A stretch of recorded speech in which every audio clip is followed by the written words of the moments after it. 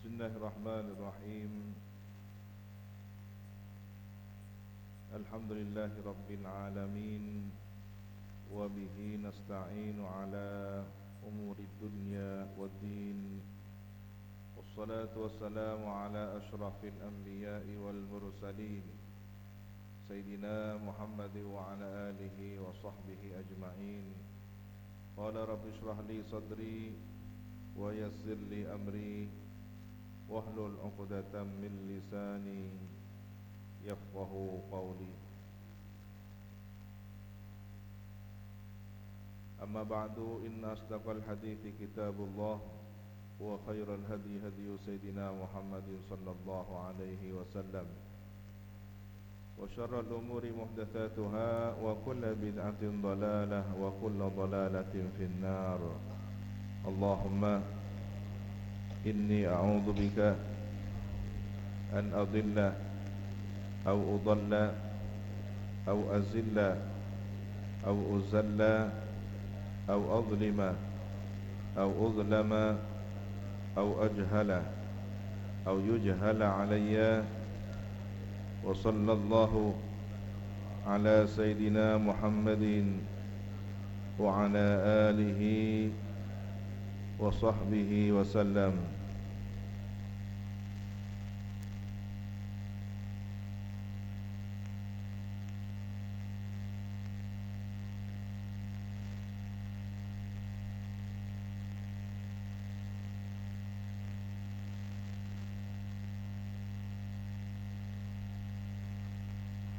Wa bisanadil muttasil ila al-imam al-faqih al-usuli an-nahwi al-mufassiri Jalaluddin Muhammad ibn Ahmad ibn Muhammad ibn Ibrahim al-Mahalli, wa ila al-imam al-hafiz al-mu'arrikh al-adib al-muhaqqiq al-mudaqqiq Jalaluddin Abdurrahman ibn Abi Bakr ibn Muhammad ibn Sabiquddin al-Khudairi as-Suyuti rahimahumullahu ta'ala wa nafa'ana bihima wa bi'ulumihima wa bi asrarihima wa bi asrari sairis salihin.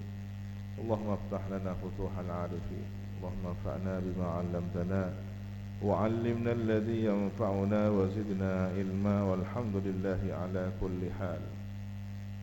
Ila tafsiri qawlihi ta'ala, a'udhu billahi minasyaitanir rajim.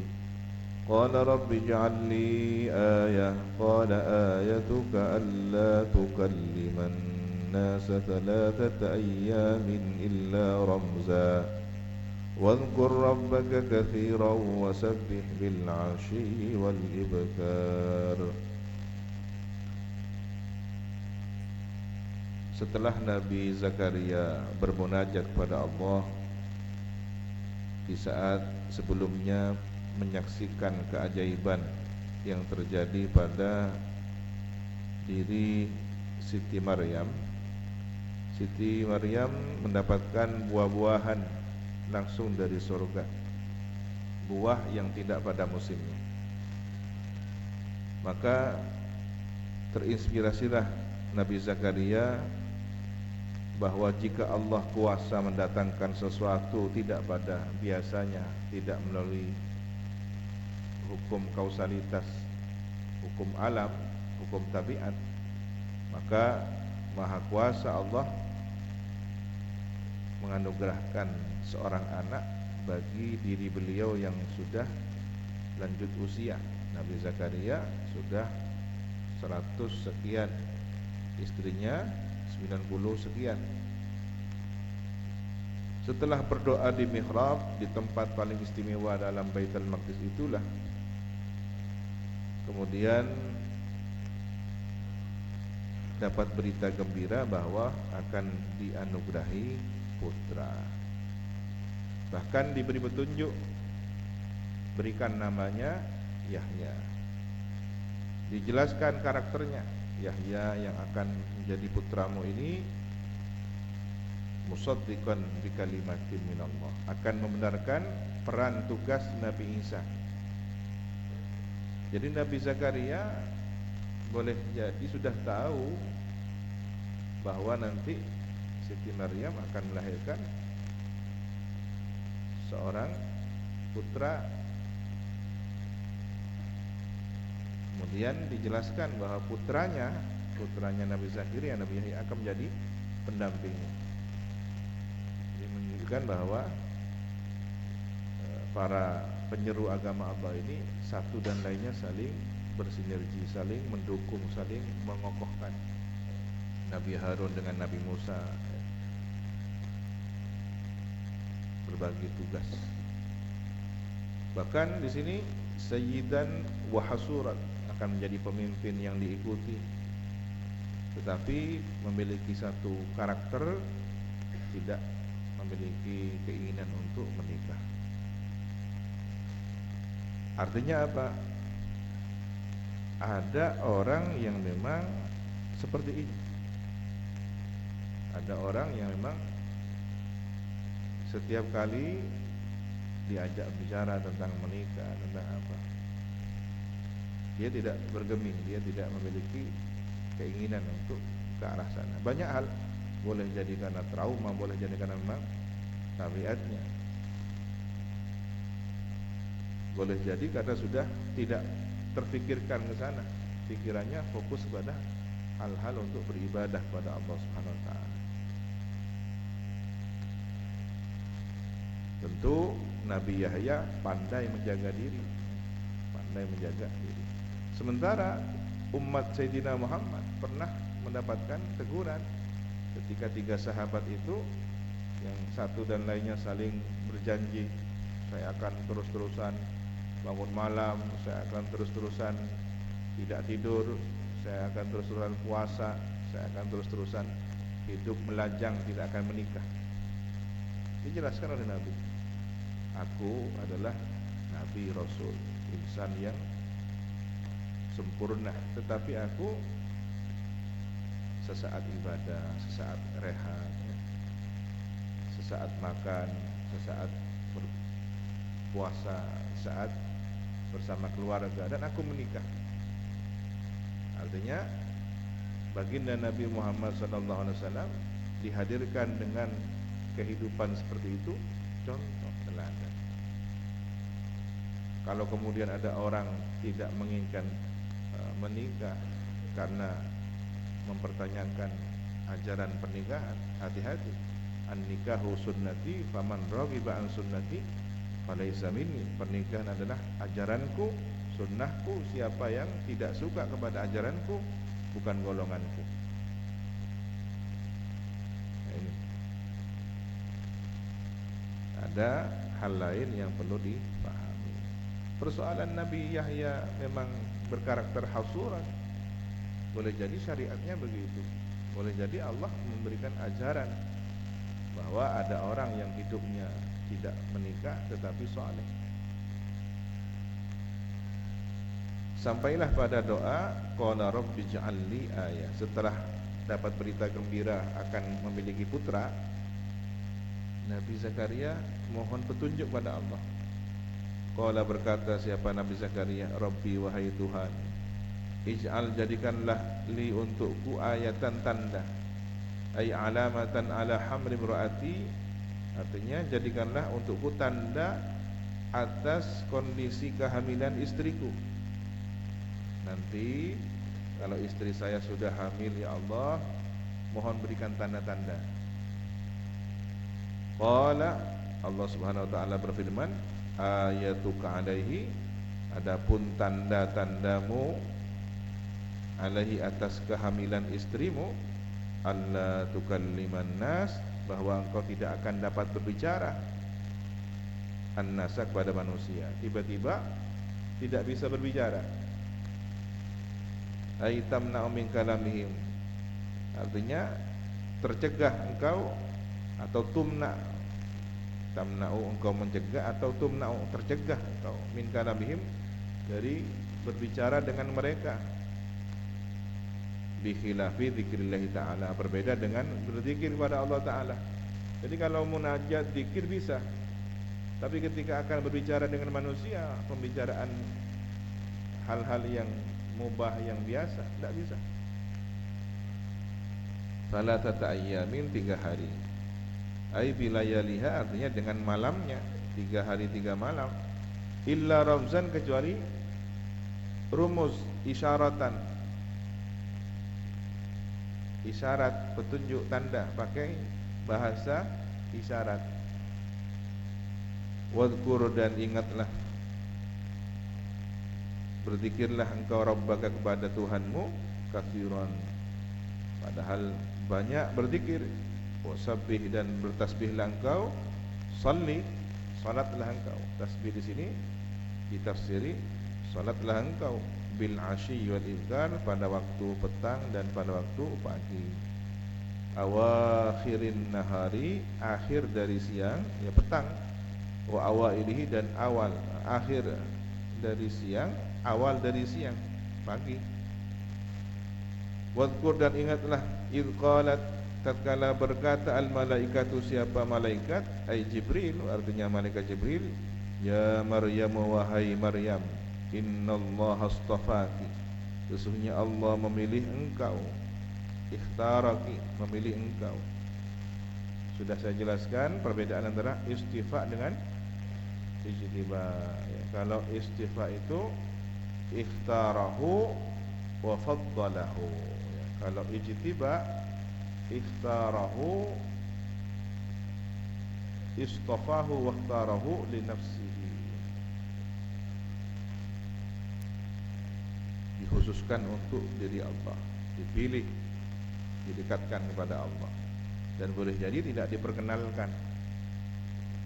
Namanya tidak terkenal di bumi, tapi dikenal di langit. Sementara yang al-mustafa, orang-orang yang terpilih dan diberi keutamaan, boleh jadi diperkenalkan kepada manusia, kepada makhluknya yang lain. Dan itu hak Allah Subhanahu wa taala, mana yang akan dianugerahi al-istifa dan mana yang akan dianugerahi al-ijtiba.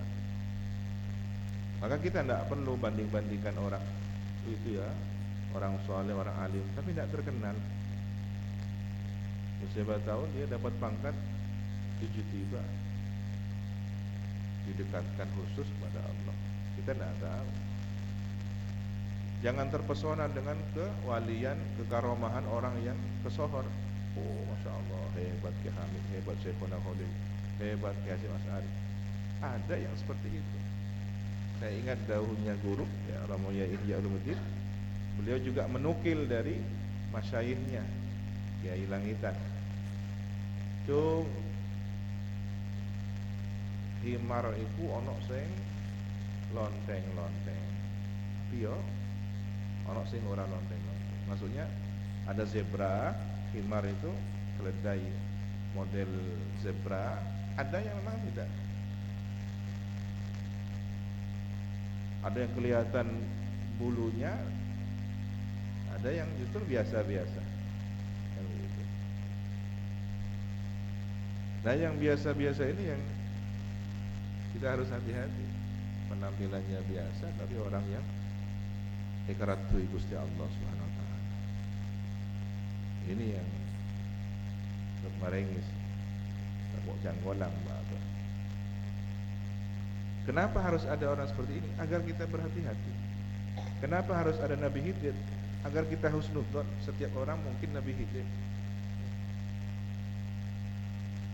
Salah seorang keluarga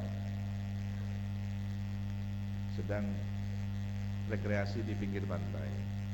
Nah, saat beristirahat, tiba-tiba ada orang membangunkan, dan orang itu berpenampilan seperti pengemis, minta-minta.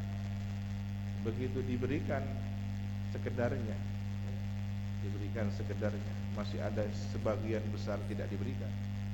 Orang ini kemudian mencibir, sepertinya cerai, abri kuzakuni. Sekejap kemudian tiba-tiba bagaimana hilang. Lalu keluarga berpikir sejenak, jangan-jangan Nabi Khidir. Wah, seandainya Nabi Khidir, saya menyesal. Kenapa tidak diberikan semua?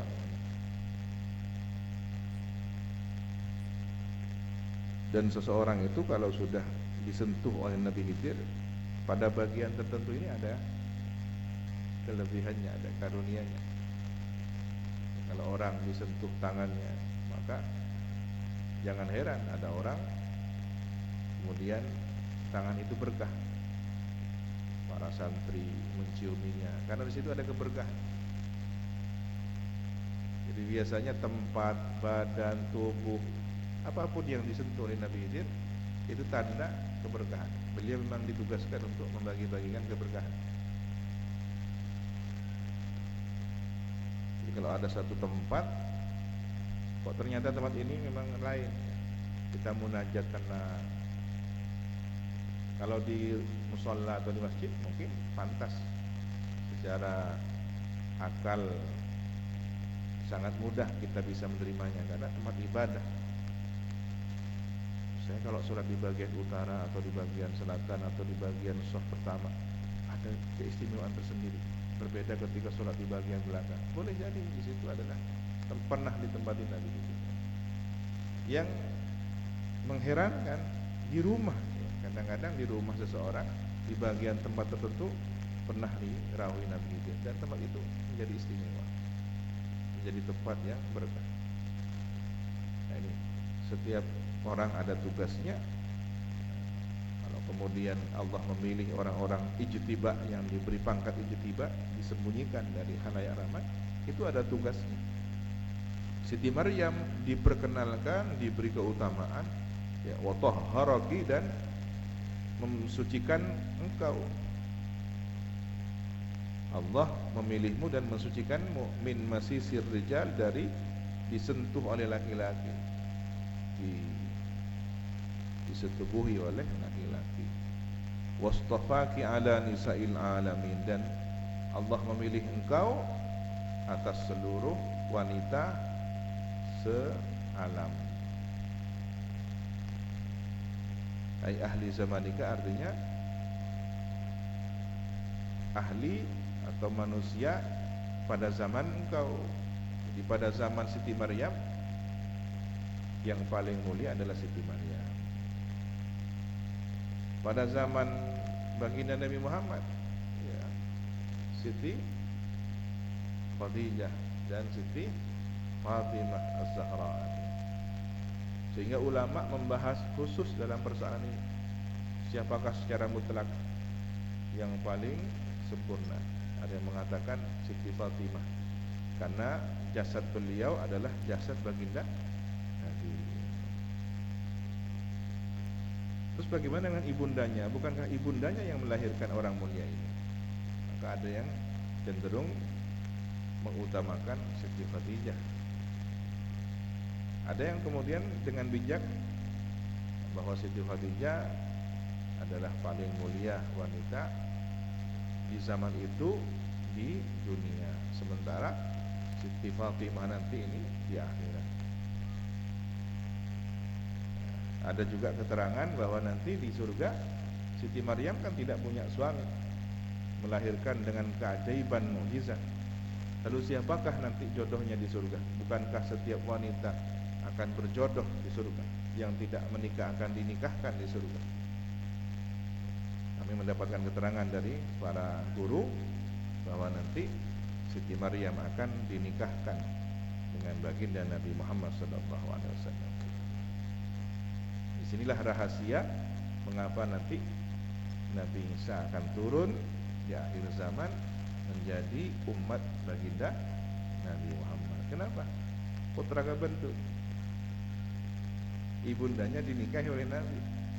Maka Siti Maryam inilah istri Nabi, putranya Nabi Isa, anak apa bahasa Kabandun? Masa Kawalun. Ketika ibunda dinikahi, maka ayah tiri, ya, berarti ini anak tiri kan.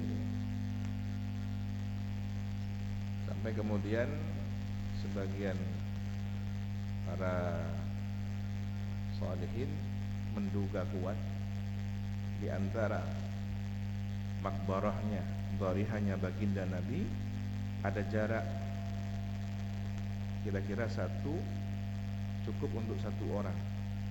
Barulah kemudian di situ ada dharihahnya sahabat Nabi Sayyidina Abu Bakar.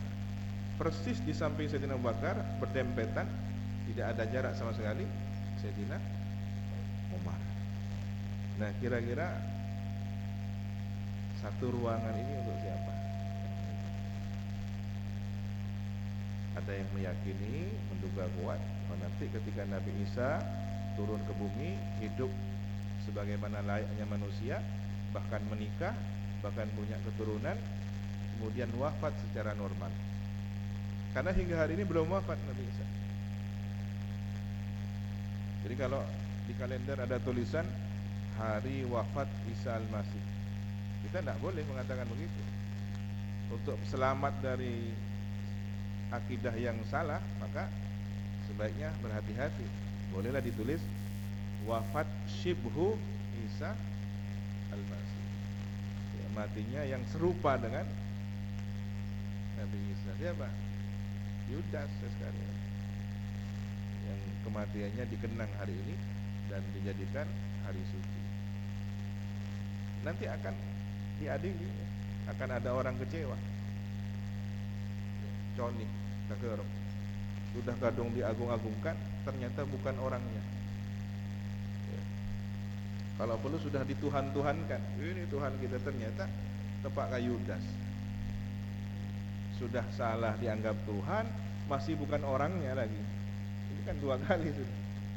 Bukan Tuhan dan bukan orang yang dimaksud. Yang dituhankan Nabi Isa. Nabi Isa bukan Tuhan dan bukan Nabi Isa yang disalib itu. Ada dua kekecewaan besar. Nah, pada saat itulah kemungkinan akan terjadi gelombang besar orang-orang masuk Islam setelah Nabi Isa menjelaskan siapa diri beliau. Maka seluruh dunia akan dipenuhi oleh umat Islam. Inilah kejayaan akhir zaman. Kembali kepada Siti Maryam, ibunda Nabi Isa.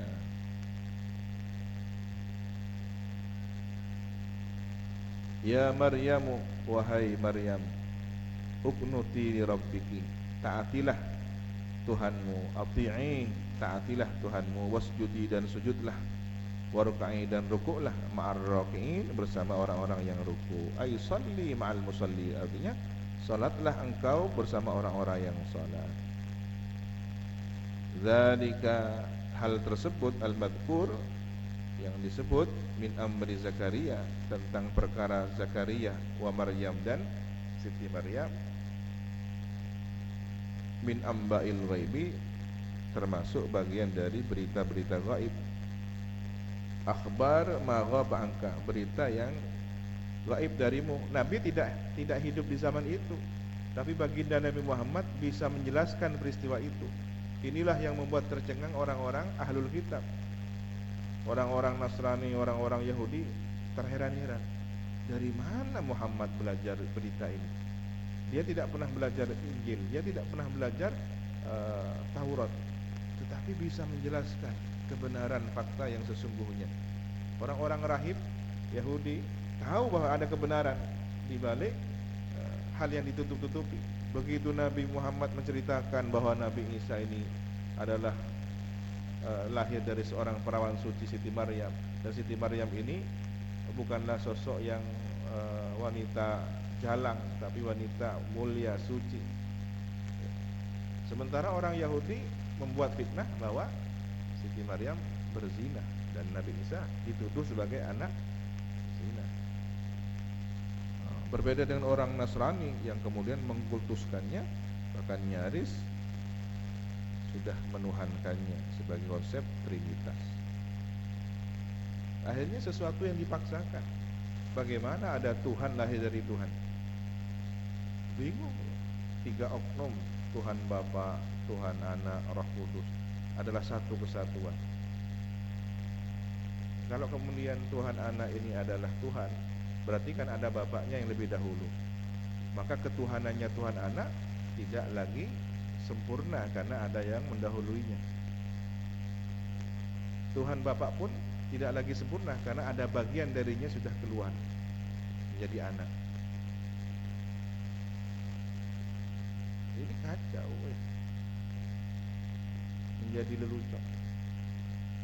Nah, kita tidak perlu ikut guyonannya orang-orang tentang ini. Karena apa? Yang dilecehkan adalah Allah Subhanahu Wa Taala. Yang dilecehkan adalah Nabi Isa.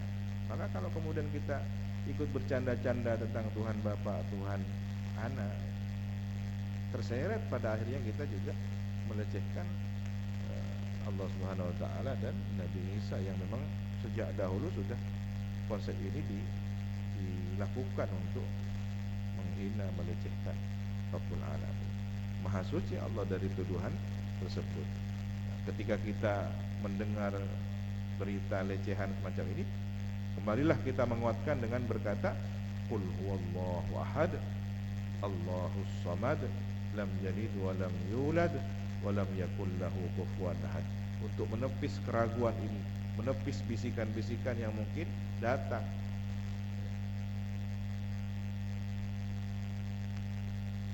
Nuhihi, yang mewahyukan kamihi kepada amba'il ghaibi atau zalik, ilaika, kepada engkau Nabi Muhammad, ya Muhammad.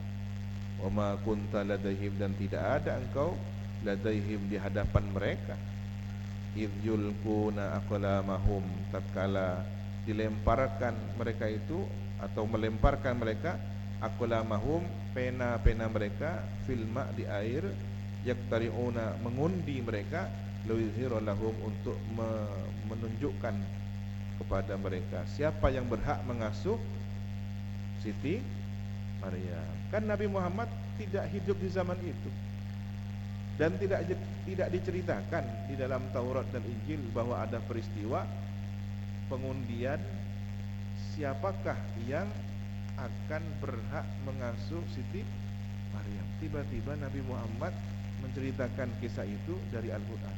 Tercengang orang ahli kita. Dari mana Muhammad tahu? Kita merahasiakannya. Kita hanya orang-orang yang khusus. Nah, inilah lahirnya tuduhan bahwa Nabi Muhammad tukang sihir, Nabi Muhammad menggunakan ilmu sihir dan semacamnya. Dari sini munculnya. Karena dianggap mengetahui hal-hal yang gaib. Salah satu tuduhannya di sini. Semakin dengkilah, semakin hasudlah orang-orang ahlul kitab kepada Nabi Muhammad SAW. Padahal mereka sebenarnya sudah ada tumbuh sedikit keyakinan benar, apa yang diucapkan benar, faktanya benar. Kemunculan Nabi akhir zaman ini sudah waktu. Tapi sayangnya kenapa dari bangsa Arab Bani Ismail, bukan dari Bani Ishak, Bani Israel. Ini yang disayangkan mereka, bukan dari Bani Yakub, bukan dari Bani Ishak. Mereka ingin Nabi akhir zaman itu dari kalangan mereka sendiri. Tapi orang-orang yang lembut hatinya, wasatiyah, terbuka, masuk Islam. Rahib-rahibnya, pendeta-pendeta Yahudi, banyak yang masuk Islam di antara mereka karena menerima kebenaran ini sesuai dengan isi dari kitab suci. Nah, begitu Nabi Muhammad menceritakan hal yang tidak pernah diungkap oleh siapapun selain mereka sendiri yang tahu, ayyuhum yakfulu, siapakah di antara mereka yakfulu yang mengasuh, yurabbi, mengasuh, mendidik Maryam. Wa ma kunta, dan tidak ada engkau Nabi Muhammad ladaihim, di hadapan mereka, idh yakhtasimuna, tatkala bertengkar mereka, fi kafalatiha, mengenai siapakah yang mengasuh Siti Maryam. Fata'rifu dzalika, maka engkau tahu kepada hal tersebut, fatukhbiru bihi, kemudian memberitahu engkau tentang hal tersebut, wa inna ma araftahu min jihatil wahyi, dan hanyalah engkau mengetahuinya dari arah wahyu. Wallahu subhanahu wa ta'ala a'lam.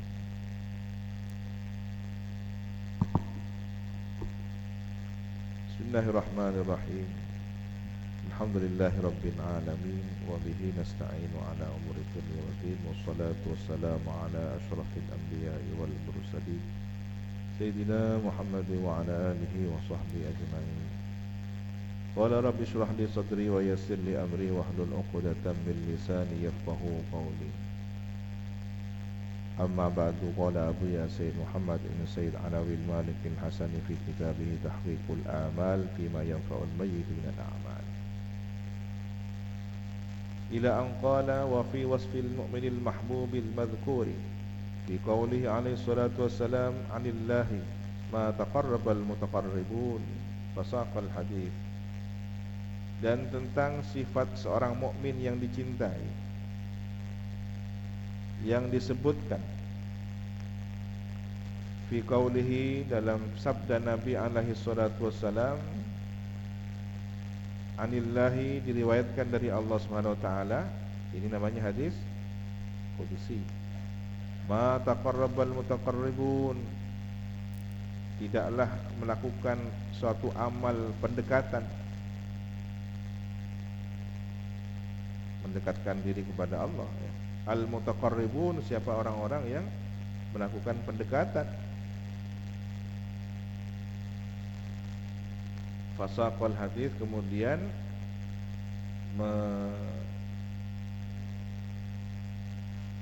membacakan hadis secara, atau fasaqal kemudian berlanjut hadis itu ila an qala ta'ala, sampai kepada firman Allah Subhanahu wa taala atau hadis qudsi, wa ma taraddatu fi syai'in, dan tidaklah canggung aku tentang sesuatu. Ini firman-Nya Allah ya. Aku tidak canggung tentang sesuatu, ana aku fa'iluhu, yang melakukannya. Kata Raddudi, seperti kecanggunganku fi qabdi nafsi abdi al-mu'min,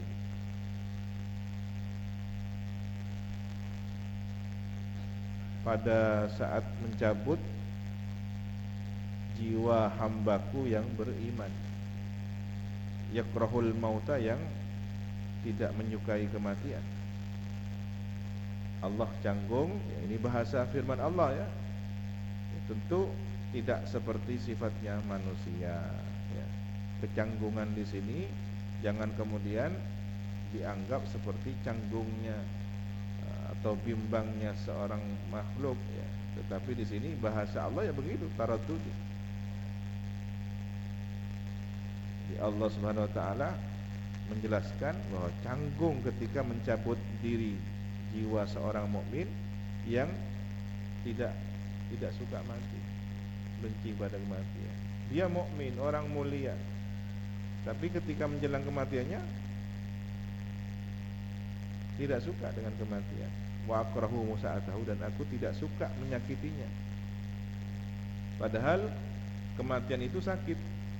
Nah, sementara Allah Subhanahu wa taala tidak suka menyakiti hambanya yang saleh, yang baik ini. Wala budda lahu minhu, sementara harus dia itu dari mengalami kematian.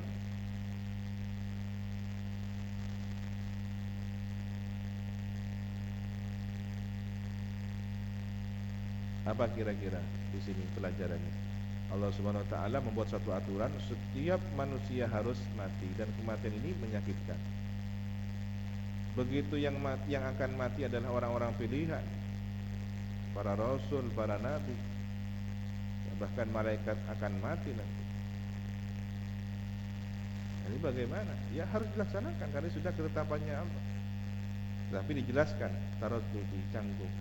Ini menunjukkan boleh jadi aturan kebijakan ditetapkan, sementara ada orang yang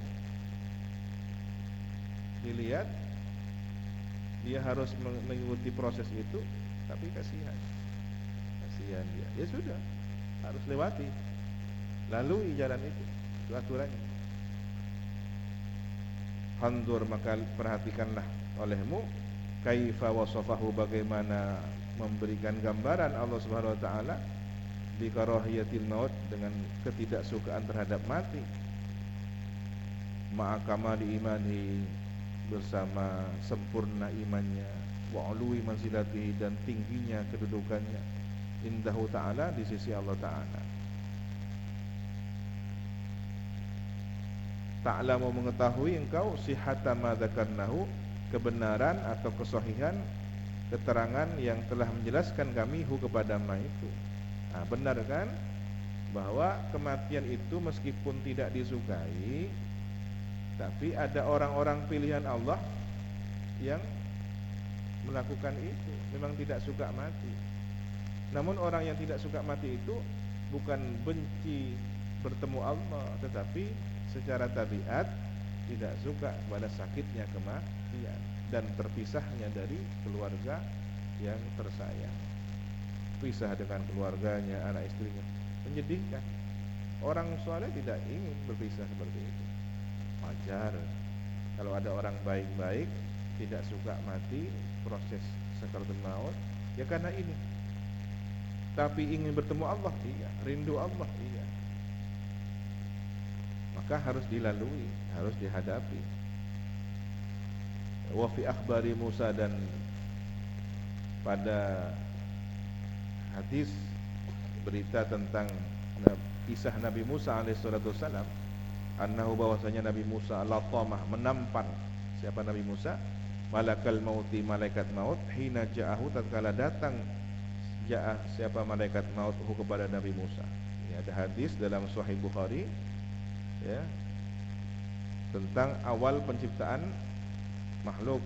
Nah, sampailah pada hadis tentang Nabi Musa yang menampar malaikat maut ketika datang liyuqbidahu, untuk mencabutnya. Ini sampai kemudian malaikat maut ini lapor kepada Allah, ya Allah, ada hambamu ketika akan dijemput olehku, ya, dijemput oleh malaikat maut, tidak mau ya Allah sampai saya ditampar ini. Fa akhraja ainahu, maka mengeluarkan siapa Nabi Musa kepada matanya malaikat maut. Loh, kok bisa malaikat maut sampai keluar matanya? Di sini hadis ini sempat dikritisi oleh para ahli hadis. Tapi kan Imam Bukhari yang meriwayatkannya dalam sahihnya lagi.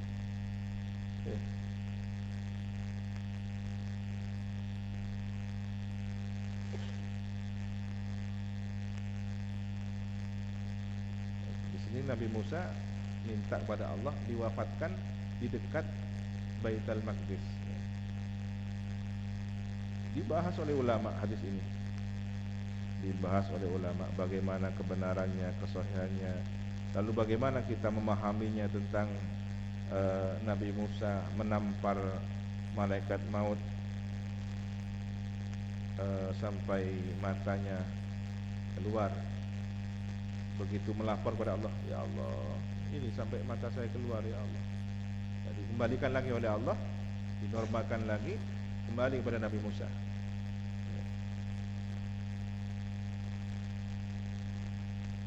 Walamma ja'u saffah faraja ila rabbi faqala arsalni ila 'abdin la yuridul maut faradallahu alayhi wa qala irji' faqul lahu yad'u yadahu 'ala ma'tau wa lahu bi kulli ma, sampai dijelaskan begini bagaimana kisahnya. Versi Imam Muslim pun ada, ya.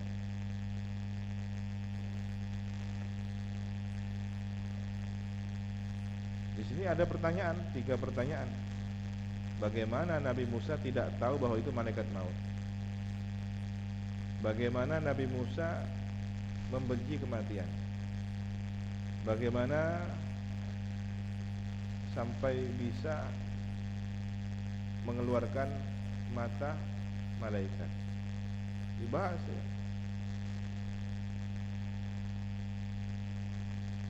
Ini orang-orang Rafidhah sempat menjadi diskusi di sini. Tapi bagaimana Ahlus Sunnah wal Jamaah?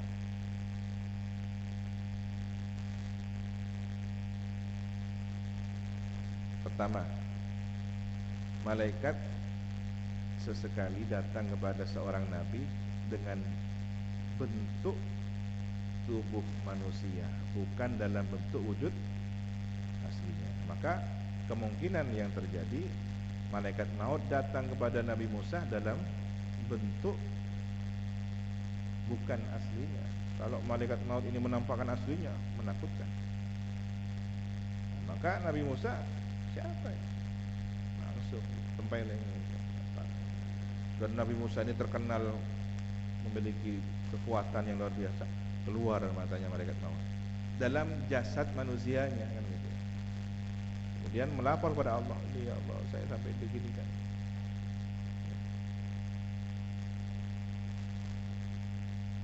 Kemudian bagaimana Nabi Musa tidak suka kematian? Itu tadi alasannya, bukan suatu aib, bukan suatu celah Nabi Musa tidak suka kepada kematian. Tadi kematian itu menyakitkan, secara tabiat orang tidak suka disakiti. Kemudian itu berpisah dari orang-orang tercinta kan begitu.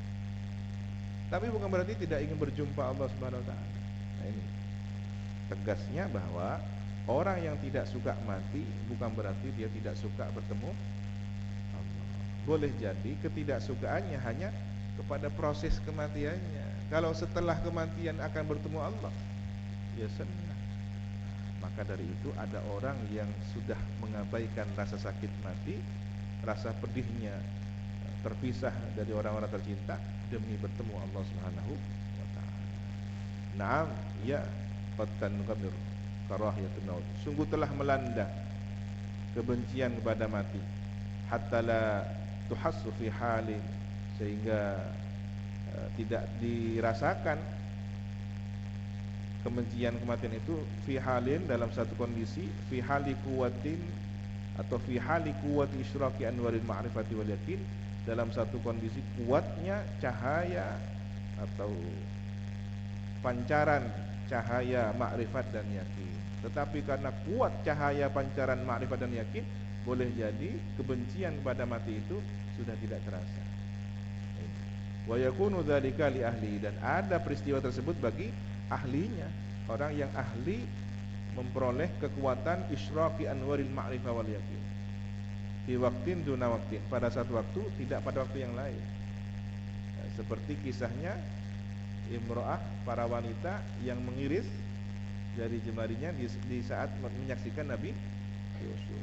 Sakit tetap, hukum tabiatnya mengiris jari sakit, tapi tidak terasa karena terpesona ketampanan Nabi Yusuf. Boleh jadi ada orang melewati kematian, sakit kematian itu, tapi sudah tidak terasa karena rindu perjumpaan pada Allah Subhanahu wa taala.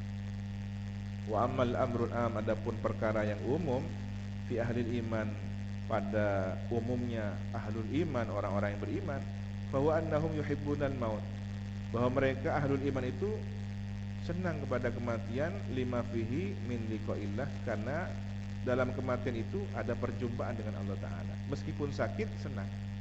Kan ada orang senang sakit. Sakit iya, tapi senang. Dipijat itu, tapi senang. Pijat boleh. Kenapa? Tahu hasilnya setelah dipijat segar, sehat. Contoh lagi, ada orang luka dan harus dijahit. Sakit kan? Iya, tapi ingin sembuh. Iya. Karena tahu bahwa salah satu terbaik cara untuk sembuh adalah dijahit, karena ini lukanya luka menganga. Dijahit, sakit. Nah, pertemuan yang indah ini harus melalui kematian. Ya mati. Rindu dengan kematian, bukan karena senang matinya, tapi senang setelah kematian. Sama matinya ya sakit, tetapi kemudian dia menjadi senang kepada kematian karena di dalam kematian itu ada perjumpaan akhir. Wal masiru ila daril baqiyah, dan perjalanan menuju negeri abadi. Wal khuruj minad dunya mahallil fitani wal mihan, dan keluar dari dunia yang merupakan tempat fitnah dan ujian. Jenuh di dunia, salah satu tempat untuk menghindar adalah mati, ya. Tapi bukan bunuh diri, ya. Wa yakrahunal maut bin nafsi wat, dan tidak suka kepada kematian bin nafsi, karena dirinya memang, dan tabiatnya memang tidak suka kepada kematian. Lima fihi minal alam, karena sesuatu fihi dalam ma itu minal alam berupa rasa sakit. Wa firaqil mahbubat, terpisah dari orang-orang yang dicintai. Wa kullama kanal iman, dan setiap kali ada iman aqwa, kuat, kanatil karahiyah, adalah kebencian itu akal sedikit. Wa muqtadut tabiat, dan tuntutan tabiat semakin lemah. Pada akhirnya imannya kuat, benci matinya berkurang. Secara tabiat rasa tidak suka kepada kematian juga berkurang. Kenapa? Karena imannya kuat. Wabil aks, dan sebaliknya, Kalau imannya kurang, tabiatnya akan tinggi, takut nanti. Semakin kurang imannya, ya tentu rasa takutnya kepada mati lebih dominan. Fatafattan lidzalik, maka cerdaslah engkau memahami hal tersebut. Wallahu yatawalla hudak, semoga Allah mengurusi petunjukmu atau memberikan petunjuk kepada engkau. Amin. Wallahu subhanahu wa ta'ala a'lam bissawab. Rabbi zidni ilma, Rabbi zidni ilma, Rabbi zidni ilma. Subhanakallahumma wa bihamdika asyhadu an la ilaha illa anta astaghfiruka wa atubu ilaik. Wa sallallahu ala sayyidina Muhammadin wa ala alihi wa sahbihi wa sallam. Walhamdulillahi rabbil alamin. Assalamualaikum warahmatullahi wabarakatuh. Tawakkal